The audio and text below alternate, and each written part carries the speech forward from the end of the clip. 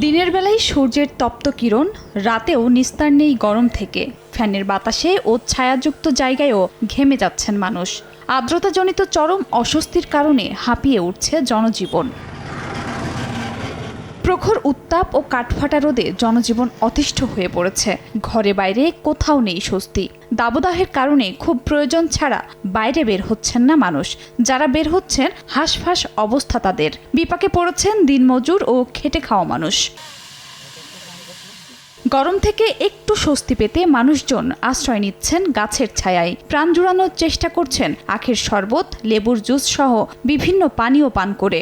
Heavy গরম, গরমে থাকা যাচ্ছে না, গরমে বের হওয়া যাচ্ছে না, ভ্যাপসা গরম। গরমে খুবই অসুবিধা, ফ্যান চালানোই যাচ্ছে না। এত তাপমাত্রা এইভাবে যদি চলতে থাকে তাহলে আমাদের খুবই মুশকিল হয়ে যাবে বাইরে চলাফেরা করা। এদিকে ধান কাটার ভরা মৌসুমে হঠাৎ তাপমাত্রা বেড়ে যাওয়ায় দুর্ভোগে পড়েছেন চাষিরা। ভ্যাপসা গরম আর তীব্র রোদে ধান কাটতে পারছেন না কৃষক। কাজকর্মে নেমে এসেছে স্থবিরতা। মানুষ বৃষ্টির অপেক্ষায় আছে, ফসলের মাঠ পুড়ে যাচ্ছে, নদী নালা শুকিয়ে যাচ্ছে। গেল কয়েকদিনের তীব্র গরমে ডায়রিয়া সহ বিভিন্ন রোগে আক্রান্ত হয়ে হাসপাতালে ভর্তি হচ্ছেন শিশুসহ নানা বয়সী মানুষ।